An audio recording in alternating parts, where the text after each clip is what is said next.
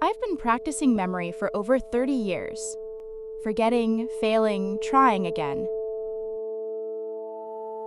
One day, I decided to memorize something different. Something hard, spiritual, and deep. So I chose the Heart Sutra. 10 characters a day. One line at a time. Forget a line?